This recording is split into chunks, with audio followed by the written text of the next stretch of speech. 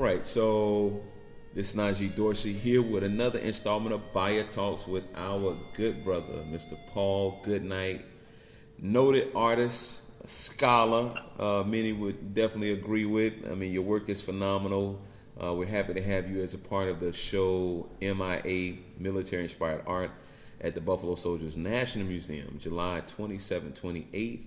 Which is just right around the corner. So we wanted to take this opportunity to see if we can get your thoughts on being in the exhibit, and just thinking back on your years in service.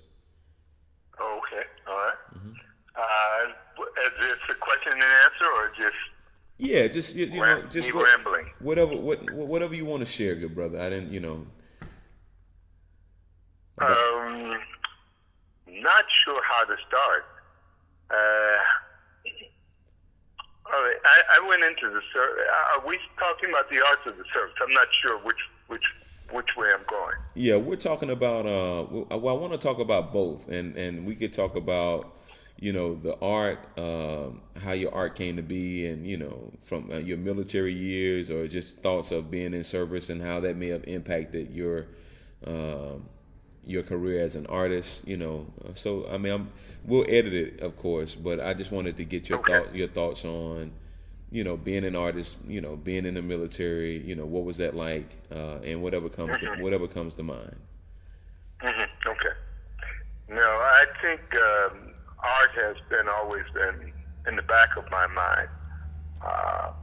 One of my outlets, my many outlets. I grew up in a family of 8, there's 6 boys, so art really wasn't something that I can aspire to be when you're having 6 boys, and the art did not seem like anything that you'd be able to do in the future and make a living of. So I had to kind of sneak and do art.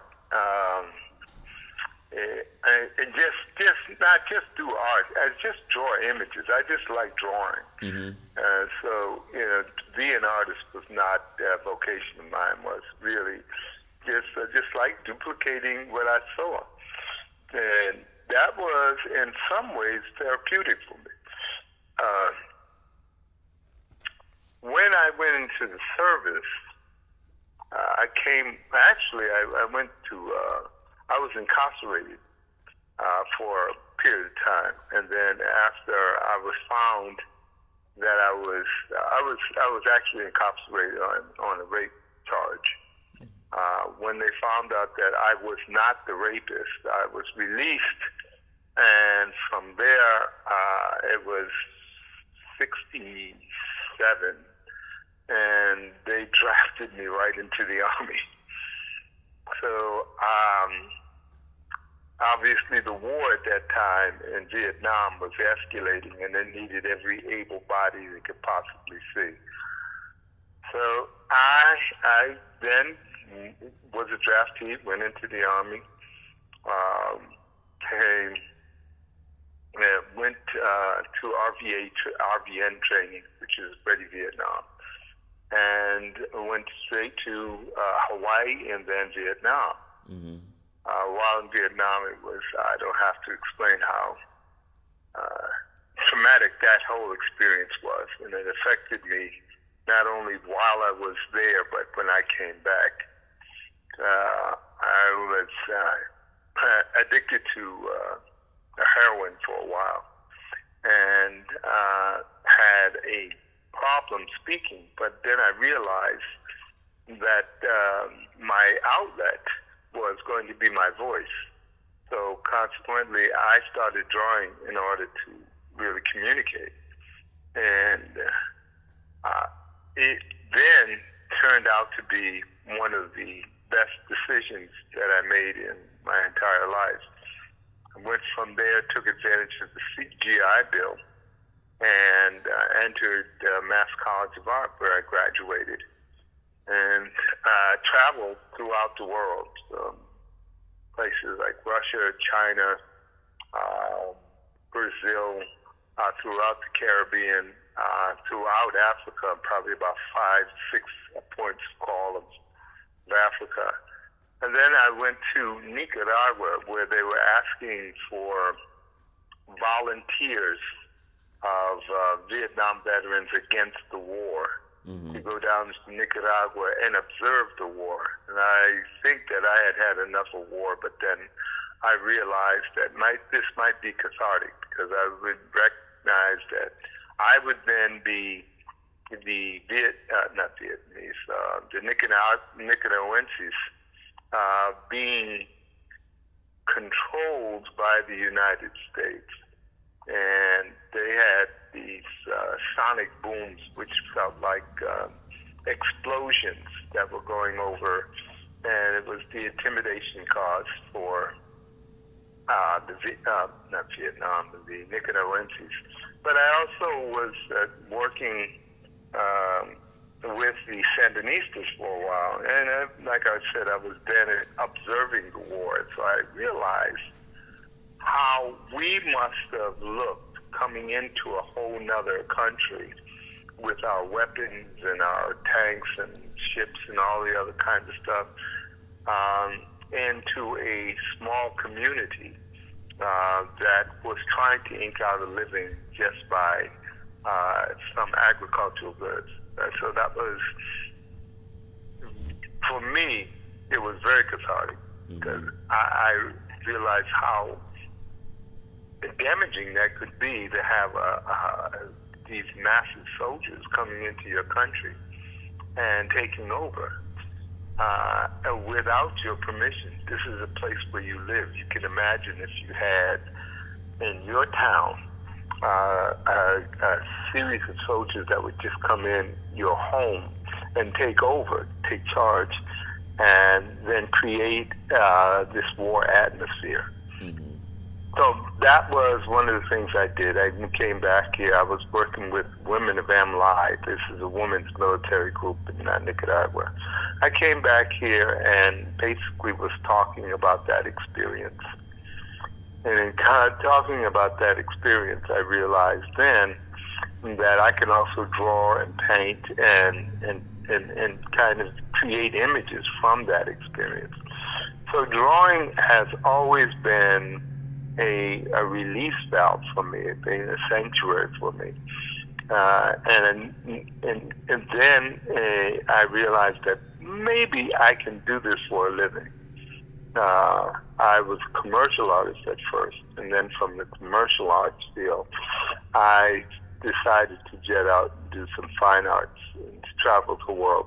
That's exactly what I did. I lived in Haiti for maybe about 9 months. Lived in back into Nicaragua for another 5 months, another 6 months down in Brazil, and continued to travel and try to pay my way through the discovery of myself in these different places. So and here I am now, still doing it. Just was in Africa and Uganda last year, teaching at Curated University, and these experiences is what's kind of shaping where I am now. You know, I don't know if I've seen, any of your works that were overtly appear to be, influenced by those type of experiences.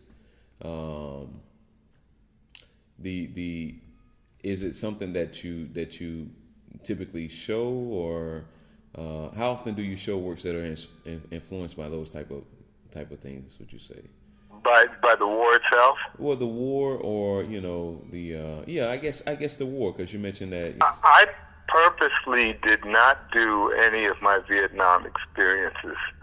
I think it was much too traumatic for me. Okay. To regurgitate that kind of thing. I mean, heroin really took over. And I lost a buddy of mine here who hung himself dealing with the whole Vietnam experience, and I had to witness that. So I purposely didn't do any works from Vietnam. I did do works from Nicaragua because, one, I had a different perspective on it, and since I was one of the Vietnam veterans against the war, and I was sent down there purposely to record it visually, I was going to do that. And those pieces I don't have. I don't have any of those pieces at all.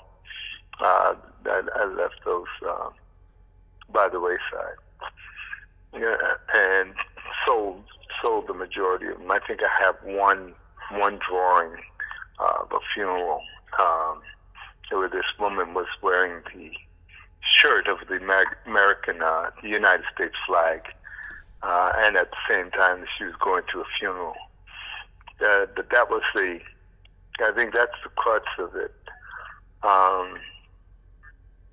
What I actually am doing presently is doing a whole piece on the KKK, which is kids killing kids. And I'm doing that with maybe about 6 other artists, because this, to me, is the real war in our neighborhoods.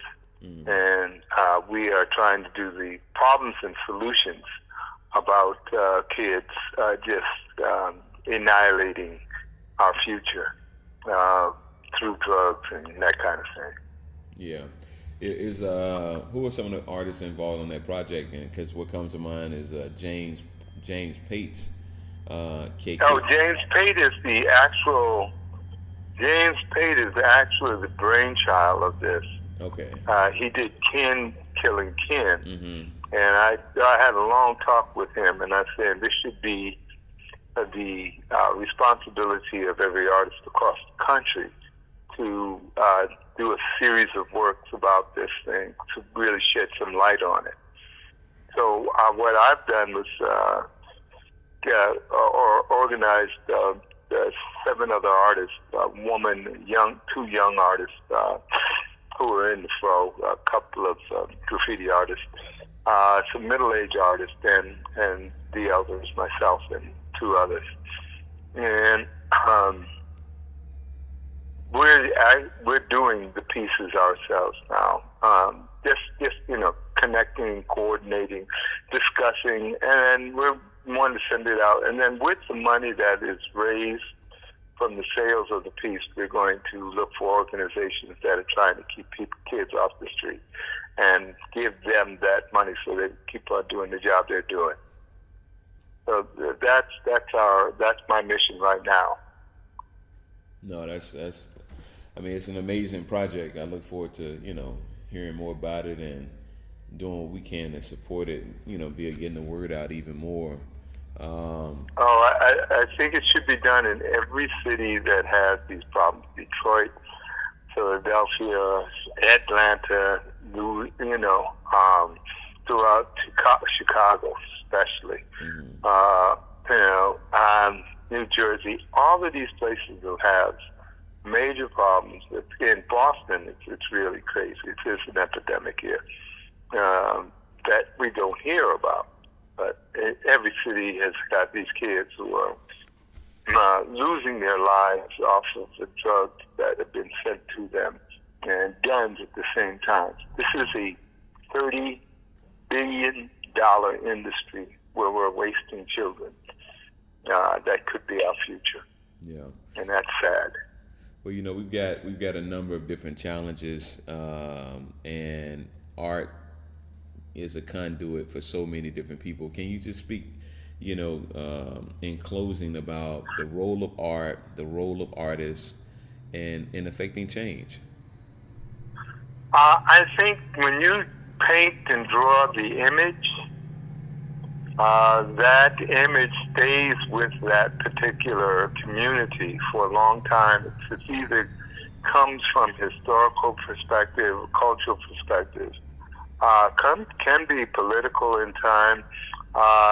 You can draw pretty pictures, but that's not the only thing that you should be drawing, because I think you are part of a community that can be collapsing in front of you. And if you don't use your vehicle that God has given you, the gift that God has given you, then you're condoning the problems that is in your doorstep. And I think that is really something that we have to look inside ourselves and do. We can't always afford just to draw the pretty pictures to hang on the wall. We have responsibility to create images that make a difference. Well, Mr. Paul Goodnight, I certainly appreciate your time and joining us for this installment of BAIA Talk and your work that will be in the show. M.I.A. Military Inspired Art, July 27 to 28 at the National Buffalo Soldiers Museum in Houston, Texas. We thank you for your service and appreciate your time this morning. And I want to thank you too, Najee, because I know that you're more than responsible for, getting the message out and getting and what you're doing in terms of business of art, as well as being a responsible person to dealing with what's going on in your community and reflecting on some of the things that I've seen in your work that really does make a difference. So, and thank you for all of what you're doing for the art and the artists in this world and your community. Take care, my brother. I appreciate you. All right, same here. Be well. All right. All right, peace now. This is Najee Dorsey. You listen to another installment of BAIA Talks. Be sure to follow Black Art in America at blackartinamerica.com and look for us on your favorite social media platform, Facebook, Twitter, Instagram, and Pinterest. And remember, you can always shop for art online at www.buyblacart.com.